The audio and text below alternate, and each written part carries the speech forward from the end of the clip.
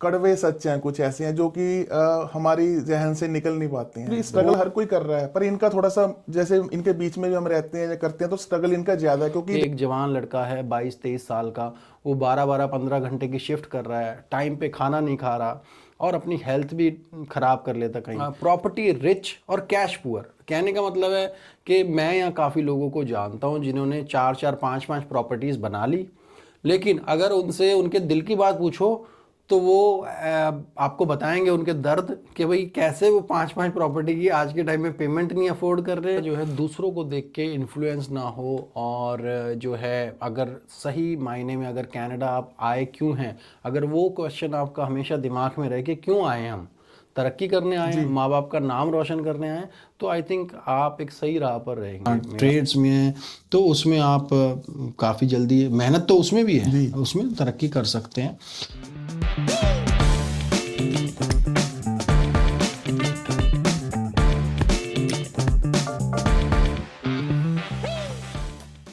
नमस्ते, सत श्री अकाल, welcome to my episode number 4 in the podcast. आज मेरे पास स्पेशल एक गेस्ट हैं, मिस्टर संदीप सेतिया। संदीप सेतिया जी, स्वागत है आपका हमारे शो के अंदर। और संदीप जी जो है पेशे से एक इन्फ्लुएंसर हैं और टिकटॉक पे काफ़ी फेमस हैं सर आजकल। और मैं चाहूँगा सबसे पहले आप दर्शकों को बताइए कि आप कौन हैं और थोड़ा सा आप अपना एक शॉर्ट इंट्रोडक्शन अगर दे सकें तो। ठीक है जी, पहले तो तरुण जी आपका धन्यवाद समय देने के लिए, और जो ऑडियंस मेरे को देख सुन रही है जी, आपके कारण हम आज यहाँ पे बैठे हैं। सबसे ज़्यादा धन्यवाद आपका करना बनता है जी। तो आपके हम हमेशा आभारी रहेंगे कि आपके कारण हम यहाँ पे बैठे हैं और इतनी अपॉर्चुनिटी हमको मिल रही है जी। हम आपका एहसान कभी नहीं भूल सकते जी। तो संदीप जी, मैं कुछ हमेशा अपने पॉडकास्ट में कुछ सवाल पूछता हूँ, और ये मेरा जो चैनल है बेसिकली रियल एस्टेट को लेके हम लोग कंटेंट बनाते हैं, जिसमें कि मोस्टली हम फर्स्ट टाइम होम बायर्स के लिए कुछ ना कुछ इन्फॉर्मेशन शेयर करते हैं। तो आज का एपिसोड हमारा थोड़ा सा डिफरेंट है, जिसमें हम एक कम्युनिटी के साथ आप जुड़े हुए हैं, तो एक कम्युनिटी का कनेक्शन हम लोग इसमें बात करेंगे कि जैसे कि आप थोड़ा अपने बारे में बताएं और उसके बाद जो है हम इस कॉन्वर्सेशन को शुरू करते हैं। तो आप कनाडा कब आए? अभी जो हमारे आने का सबब बना जी, 10 ईयर्स अगो, 10 मतलब 2016 स्टार्टिंग में हम आए जनवरी में। तो एज ए स्किल्ड वर्कर हम आए थे, तो चलो ये अपॉर्चुनिटी अच्छी रही कि हम शुरू से ही अभी पीआर थे। नहीं तो हम क्योंकि आज की डेट में आप देख रहे हैं कि कितना कुछ चेंज हो चुका है ना। तो पीआर तो एक सपना बन के रह गई है। तो इंडिया में आपके जैसे पहले आप क्या करते थे और यहाँ आए, वो तो हमने मतलब सभी की जर्नी जैसे कि 8-10 साल पुरानी वो जर्नी हमको पता है कि कैसे एक इनिशियल फेज पे स्ट्रगल भी रहता है जी। बट इंडिया में आप क्या करते थे? इंडिया में वैसे हमारा बिजनेस था, फैमिली बिजनेस था, और उसके बाद चलो कुछ चेंजेस हुए तो उसके बाद सेल्स में आया। जैसे सेल्स का मेरा अराउंड 2006 से लेकर और 2015 मतलब कनाडा आने से पहले तक का वो मेरा दौर रहा। उसमें कम से कम 12 से 13 कंपनियों में मैंने जो काम किया है जी, उसमें कई तरह की शामिल थी। एफएमसीजी थी, मल्टीनेशनल कंपनियां थी। मैंने पीछे पे आपकी टिकटॉक पे एक वीडियो भी देखी थी जिसमें वो काफ़ी वायरल था, वो स्टेशन पे आई थिंक आप कुछ पॉपकॉर्न्स सेल कर रहे थे, वो क्या था? सर वो जिंदगी के जो कहते हैं ना कड़वे सच हैं, कुछ ऐसे हैं जो कि हमारी जहन से निकल नहीं पाते हैं। वो एक्चुअली हमारे बठिंडा डिस्ट्रिक्ट का एक जैतो छोटा टाउन है, फेमस है, वहाँ स्टेशन के बाहर की वो पिक्चर है जी। तो एक्ट टू पॉपकॉर्न फेमस काफ़ी कंपनी है, तो उसका वहाँ पे एक स्टॉल लगा था। तब मेरी देखना कि जॉब चली गई थी। देखो मैं यहाँ पे शामिल करना चाहूंगा जिन्होंने मेरा साथ दिया बुरे वक्त में या कुछ भी है, तो वो चीजें भूलते नहीं, दोनों कभी चीजें भी याद रहती हैं आपके प्रति। जिन्होंने अच्छा किया वो भी आपको याद रहेगा, और जो जिन्होंने है ना बुरा किया वो भी याद रहेगा। डेफिनेटली दोनों चीजें मतलब काफ़ी आपने वो स्ट्रगल फेज भी देखा, एक बिजनेस फैमिली से आके फिर आपने उतार चढ़ाव भी देखे। और कनाडा जैसे अगर एक इमिग्रेंट की लाइफ की बात करें तो सब कुछ छोड़ के आना बहुत मुश्किल होता है। यहाँ सर जीरो से आप स्टार्ट करते हो, ठीक है जी। आप वहाँ पे जो भी हो, अब यहाँ पे हर तरह के आते हैं, इमिग्रेंट्स आते हैं, यहाँ पे स्टूडेंट्स आते हैं, वर्क परमिट पे आते हैं, बहुत कुछ आता है यहाँ पे। तो ऐसे नहीं कि वहाँ पे किसी का जो कि कहने का मतलब भूखा ही मर रहा है, वैसा नहीं है कुछ। क्योंकि वहाँ पे सोचते हैं कि बंदा फ्यूचर्स को अच्छे फ्यूचर के लिए यहाँ पे आते हैं। तो अलग अलग तरह के सभी के जो एक्सपीरियंस रहते हैं जी यहाँ पे। इसको मैं कहता हूँ कि प्रोज एंड कॉन्स, जैसे कि हर चीज़ के फायदे नुकसान जी अपने अलग होते हैं। तो आई थिंक एक मेरा सवाल जो हमेशा आपसे पूछने की मेरी इच्छा थी कि जी आप इतना कम्युनिटी के बीच में रहते हैं, आप स्टूडेंट्स के बीच में भी रहते हैं, आप जो है जो यहाँ के वेल एस्टेब्लिश बिजनेस ओनर है उनके बीच में भी रहते हैं, तो आज 10 साल के बाद आप अपने आप को कहाँ स्टैंड करते हैं? जो एक डेफिनेटली एक सपना लेके कोई भी इमिग्रेंट कनाडा आता है, तो क्या वो सपना आपका पूरा हो गया? देखिए, सपने तो पूरे होते हैं अगर आप उस पे काम करोगे ना सपनों पे। तो सपने, क्योंकि सपने वो नहीं होते कि आपने आप, क्योंकि सपने सभी को आते हैं, रात को आप सोते हैं तो सपने आएंगे। सपने वो नहीं, सपने वो हैं जो आप खुली आंखों से देखते हो। सही तो बात है। बंद आंखों में तो बहुत कुछ आपको दिखेगा, है ना। इमेजिनेशन सभी की होती है कि मैं भी हीरो बन जाऊं जैसे ना, पर हीरो बनने के लिए आप कर क्या रहे हो, उसके लिए योगदान मांगती है कम्युनिटी और आपका जो, क्योंकि अभी आप बैठे हैं, हम बैठे हैं, आज ये चीज सभी को दिखेगा, बुरा ना माने कोई भी, जो किसी को बुरा लग सकता है तो कि ऐसी बात है। तो इसके लिए, इसके पीछे सालों की मेहनत है, हमारी नहीं। कोई भी किसी तरह का बिजनेस कर रहा है उसके पीछे सालों की, एक दिन लाने के लिए सालों की बिजनेस में मेहनत है जी। तो जैसे कि आप आए जब एज ए इमिग्रेंट, आपने कहा कि हमने ज़ीरो से शुरू करा, तो मैं एक ऑडियंस को जो हमको देख रही है उसको मैं एक छोटा सा एग्जांपल देके आप बताएं कि पहला घर, एक छोटा सा सपना भी, ये भी एक जी लैंडमार्क होता है, तो वो आपका कब पूरा हुआ और कैसे पूरा हुआ, और उसके लिए आपने क्या क्या छोटी मोटी प्लानिंग भी की होगी, छोटी मोटी, कि भाई हाँ मुझे इतना डिपॉजिट, इतना डाउन पेमेंट इकट्ठी करनी है। कोई हो सकता है कोई सलाहकार फैमिली मेंबर ने आपको कहा होगा, अरे आप रेंट दे रहे हो संदीप, आप घर क्यों नहीं ले लेते? ये तो होता ही है, क्योंकि आज की डेट में सभी का सपना है कि कुछ ना कुछ प्रॉपर्टी बनी हो, छोटा हो, चाहे एक रूम का ही हो, 2 रूम का हो, कुछ भी हो ना। क्योंकि आप जो रेंट दे रहे हो वो तो आपका रिटर्न नहीं होगा, वो तो आपका वैसे ही जा रहा है। पर जब आप कोई चीज बाय करते हो तो आपका उसमें प्रिंसिपल अमाउंट हो गया या जो भी इंटरेस्ट आएगा, तो दोनों शेयर हो इंटरेस्ट जाता है। पे करते रहते हो, वो प्रिंसिपल आपका पे प्रिंसिपल ऑफ कटता होता है रहता है, जी, थोड़ी आपकी इक्विटी बनती रहती है। और इक्विटी बनती कनाडा है में बैंकिंग सिस्टम का ये एक अमेजिंग पार्ट है, आपके पास कोई इक्विटी है तो उस इक्विटी को जी। आप यूज करके बिजनेस में भी आप यूज कर मैं तो सकते हो। अभी यही राय देता हूँ कि अगर कोई भी रेंट पे रह रहा है या जैसे भी है, तो चाहे वो एक रूम का ही ले ले, कोंडो ले ले, कुछ भी ले ले, मतलब तो एक बार ले ले। एक तो होता है कि मन को अपनी चीज हो गई है, अपनी तो चीज अपनी होती है ना। हाँ तो उसमें। ये जरूर करना चाहिए, क्योंकि इसके लिए रुकना नहीं चाहिए। आप जो भी कुछ कर रहे हो ना उसको करते रहना चाहिए। अच्छा, एक मैं देखता हूँ यहाँ पर अभी जैसे स्टूडेंट्स अपने आते हैं, वो हर तरीके के बैकग्राउंड से आ रहे हैं, है ना। कोई मतलब जो है एंसेस्ट्रल पैसा है किसी के पास, किसी के पास एंसेस्ट्रल पैसा नहीं है, जो बैंक से लोन करके आ रहे हैं। तो उनको एक शॉर्ट एडवाइस आप क्या दोगे? देखो, पहले तो जो स्टूडेंट कैटेगरी है हर जगह से आ रही है ना, तो ये एक तो कहते हैं ना कि सलाम के जो है जी काबिल हैं, क्योंकि इतना स्ट्रगल जो करते हैं ना, क्योंकि स्ट्रगल हर कोई कर रहा है, पर इनका थोड़ा सा, जैसे इनके बीच में भी हम रहते हैं या करते हैं, तो स्ट्रगल इनका ज्यादा है। क्योंकि देखिए, पहले स्टडी पढ़ाई करके भी आना, करनी है। फिर शिफ्ट, डबल डबल शिफ्टें करनी, तो इन मतलब बहुत चीजें हैं इस चीजों में। मैं कई बार इस चीज़ को वैसे समझता हूँ कि हम यहाँ कनाडा आते हैं अच्छे फ्यूचर के लिए, लेकिन अपना कहीं ना कहीं प्रेजेंट खराब कर लेते हैं। मतलब उसको इस तरीके से अगर देखा जाए, खराब करना प्रेजेंट, कि एक जवान लड़का है 22-23 साल का, वो 12-15 घंटे की शिफ्ट कर रहा है, टाइम पे खाना नहीं खा रहा और अपनी हेल्थ भी खराब कर लेता कहीं। फिर अगर वो थोड़े अगर समझदार, या मैं कहता हूँ थोड़े अगर सोसाइटी के साथ अगर वो स्लिप हो गए जी, कहीं, तो कोई ना कहीं बैड कम्युनिटी में या जो है उसमें वो गलत संगत में भी चले जाते हैं।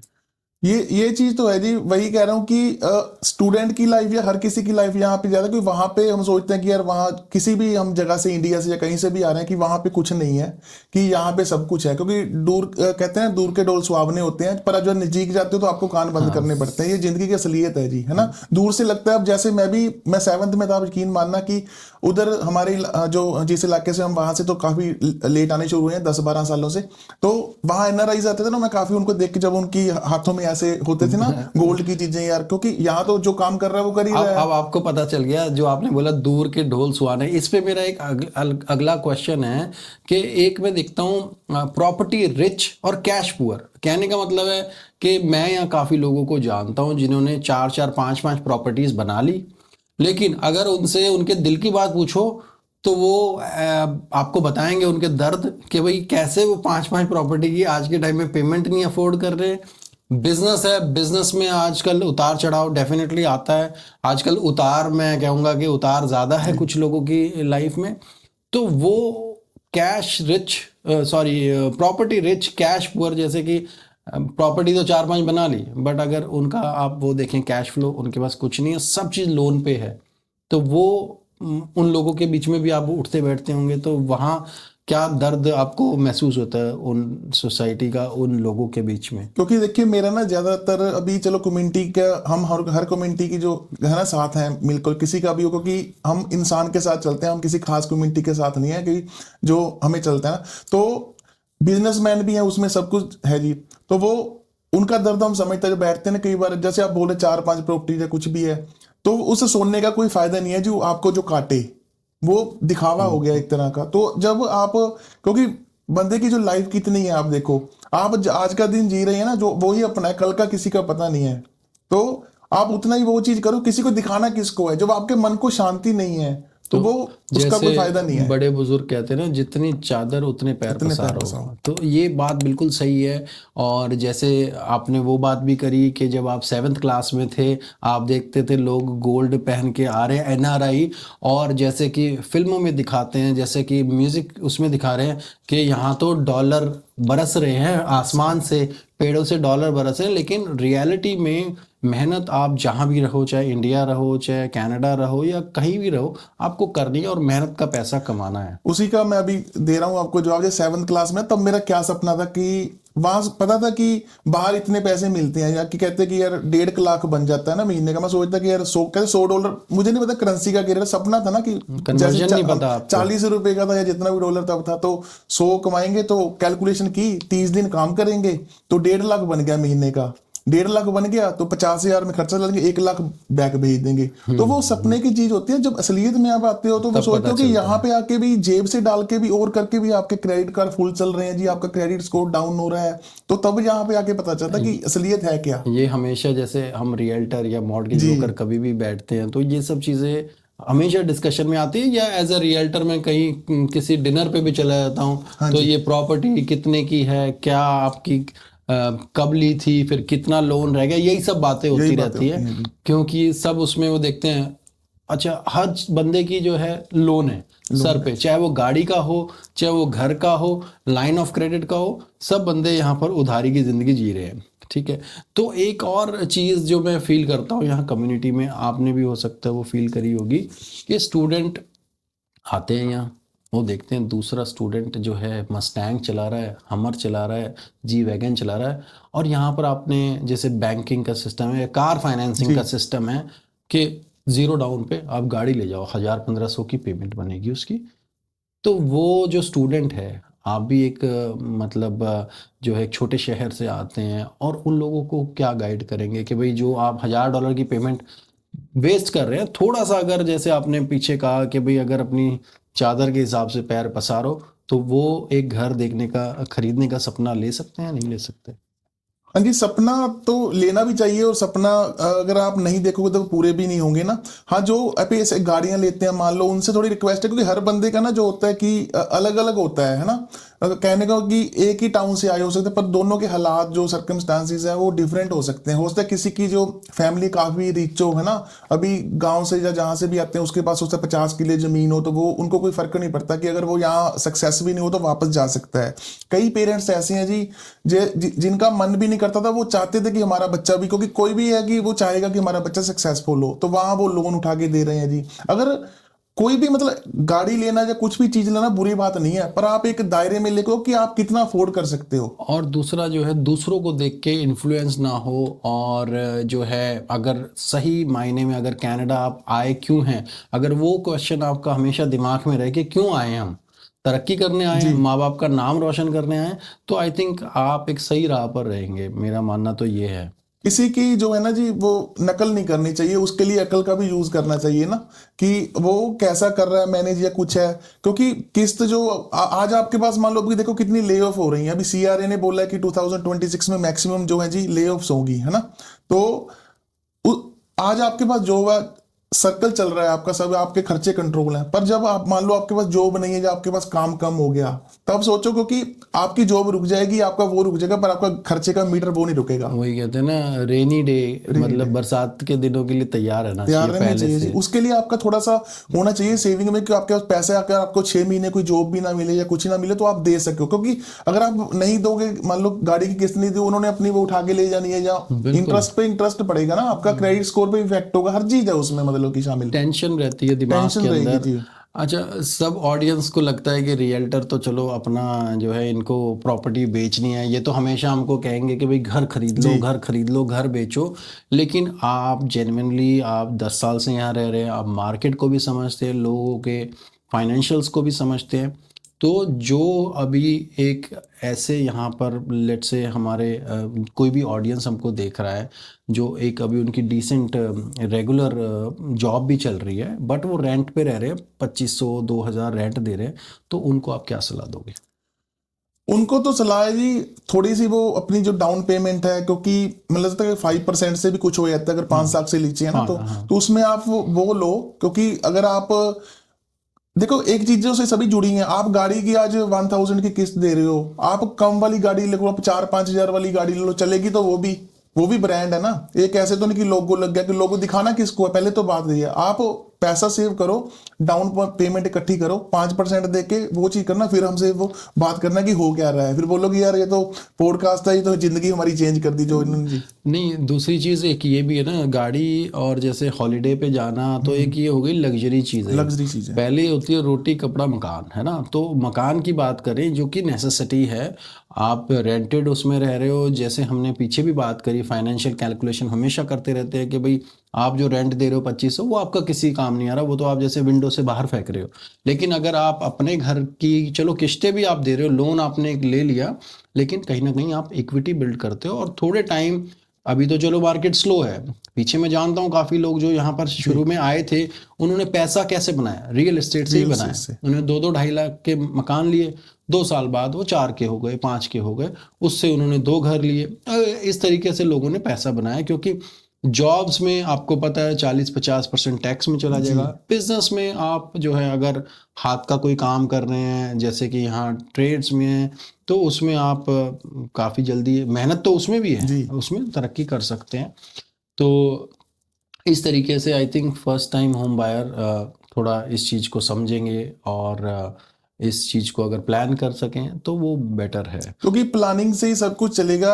आपको ये तो मानिए कि खर्चे कंट्रोल करने पड़ेंगे, जो भी चीज। अभी याद रखिए, हर किसी के यहाँ पे इंडिया में आईफोन तो वहां पे भी है, अभी यहाँ पे जो पता है कि इंस्टॉलमेंट में मिल जाता है, हर बंदे के पास फोन है, मतलब कि है उसमें, है ना। 17 है, वहां पे सोचे कि इतने महंगे महंगे 1.5-2 लाख के फोन नहीं, मतलब हर बंदा अफोर्ड कर पाता सही बात है। यहाँ भी ना, अगर आप ऐसा कर दो तो यहाँ भी देखना किनके हाथों से आईफोन उड़ जाएंगे। ये यहाँ पर जो इकोनॉमी है ना, एक्चुअली ये अलग चलती है कि यहाँ पर उधार देने का जो है ना एक रिवाज बना हुआ है, इजीली आपको फाइनेंस मिल जाता है, तो हमारी परचेजिंग पावर उस हिसाब से बढ़ती जाती है। तो संदीप जी, आखिरी में आप क्या एक संदेश देना चाहेंगे, एक छोटा सा मैसेज देना चाहेंगे, जो हमारी ऑडियंस सुन के उस चीज़ को जो है एक पॉजिटिवली फॉलो करे? मैसेज तो मेरा यही रहेगा कि पहले तो किसी की नकल ना करें, कि आप सोच रहे हैं कि अच्छा, क्योंकि हर बंदे में अलग अलग गुण है ना। क्योंकि मैं अक्सर एग्जांपल भी देता हूँ कि जैसे एक वो अपनी किचन में होता है ना, जिसमें नमक भी है, मिर्च भी है, और हल्दी भी है, मसाला भी है, तो सभी का अलग अलग गुण है ना। कि वो नमक ने अपना काम करना है, उसमें हल्दी ने अपना काम करना है, तो उस तरीके से चलना चाहिए। तो हर बंदे में अच्छा काबिलियत है, अपने अंदर आप देखो कि आपके अंदर क्या काबिलियत है, ठीक है जी। और आपका जो शौक है उसको भी जिंदा रखो आप साथ में, और साथ में जो भी है जी, सोचो कि, क्योंकि वही कहते हैं ना कि किसी के तो सेब खा के जो गाल लाल होंगे, तो वो आप थप्पड़ मार के मत कीजिए। कोशिश करिए कि सेब खरीदने लायक हो आप हो पहले, ठीक है। ऊपर उसके लिए आपके मन पे बोझ नहीं होना चाहिए कि आपकी रातों की नींद उड़ जाए। तो मेहनत कीजिए, तो आपके सभी रास्ते खुलेंगे, और आपके घर भी बन जाएंगे, यहाँ पे आपके बिजनेस भी चलेंगे। पर उसके लिए आपको एक सोच रखनी पड़ेगी, नहीं तो आप जॉब पे जा रहे हैं, आ रहे हैं, जा रहे हैं, सो रहे हैं, है ना। तो वो नहीं बदलेगा को उसको सिर्फ आप ही बदल सकते हैं। क्योंकि ये कंट्री बहुत ही, जैसे कहते हैं ना, लैंड ऑफ अपॉर्चुनिटी आज भी है। ऐसी बात नहीं है कि हाँ इकॉनमी स्लो है और लोग काफ़ी नेगेटिव फीडबैक देते हैं कि इंडिया में हमारी लाइफ अच्छी थी, यहाँ ख़राब हो गई। तो आपने वो लाइफ चूज़ करी है, तो उसको अगर सही ढंग से प्लान करेंगे तो आई थिंक वो लाइफ बड़ी सुंदर है। यहाँ पर अभी भी आज भी हालात जैसे भी हों, बेटर है। अगर आप अपने आप को दोबारा से अगर पीछे भी जाएं, इंडिया आई थिंक 15 दिन से ज़्यादा मन नहीं लगता। उस दिन मेरे को किसी ने कहा कि मैंने ना फिल्टर लगाया होता है तो मैसेज किसी का डिस्प्ले नहीं होता, क्योंकि अलग अलग तरह के मैसेज आते हैं ना आपको। जब आप थोड़ा सा, आपको लोग देखते हैं ना, की बात कर रहे हाँ जी, टिकटॉक पे तो लोग आपको देखते हैं ना जब, तो उसमें जेलस वाले भी होते हैं, आपको दुआएं देने वाले भी होते हैं, हर तरह के होते हैं ना। तो उसमें वो चाहते हैं कि किसी की, अच्छा कई पर्सनल मैसेज भी करते हैं कि हमारे पास जॉब नहीं है या कुछ भी है ना। एक लड़की का मैसेज आया, वो कोई थी स्टूडेंट, कहती मैंने टिफिन का शुरू किया घर से, स्टूडेंट है ना, अभी 6 महीने पहले आई थी, तो करके कहती कि मैं, कहती पता क्या कहती कि मैं आपको पैसा कुछ नहीं दे पाऊंगी, कहते कि मैं टिफिन दे पाऊंगी आपको महीना। मेरे को लगा यार कितना इमोशनल मैसेज है। कहते आप मेरे थोड़ी सी हेल्प करके ऐड डाल दो। मैंने उसकी डाल दी ऐड। मैंने कहा मुझे टिफिन वगैरह कुछ नहीं चाहिए, मैंने उसका नाम वगैरह भी नहीं कुछ भी पूछा है ना। तो मैंने कहा भी उसका नंबर भी आकर उससे कांटेक्ट कर लो सीधा। मतलब ऐसे लोग भी हैं। अब उसने सोचा, एग्जांपल दे रहा हूँ कि उसने सोचा देखो आगे बढ़ने का, कि बिजनेस करना है कुछ भी है, तो काम घर में बैठे भी हो रहा है। तो ऐसा है ना कि कम्युनिटी आपस में सपोर्ट नहीं करेगी तो और कौन करेगा जी। तो ये बहुत ही एक अच्छा सुंदर मैसेज दिया आपने कि आपस में एक दूसरे का सपोर्ट करो और अच्छी चीज़ लोगों को बताइए कि ये करने से आपका फ़ायदा होगा। बिकॉज आप एक बुरी चीज़ अगर आपने बोल दी तो वो हो सकता है 100 लोग आपका जो है नाम भी ख़राब करेंगे और आपकी नेगेटिविटी वो फैलती है। तो thank you so much Sandeep ji show पे आने के लिए, और बहुत अच्छा लगा आपसे मिलके। और ये हैं संदीप सेतिया जी, और ये टिकटॉक पे और सोशल मीडिया इन्फ्लुएंसर हैं, जगह जगह आप इनको देखेंगे। और thank you so much Sandeep ji. Thank you sir, और बहुत अच्छा लगा आपसे मिलके। धन्यवाद। Thank you.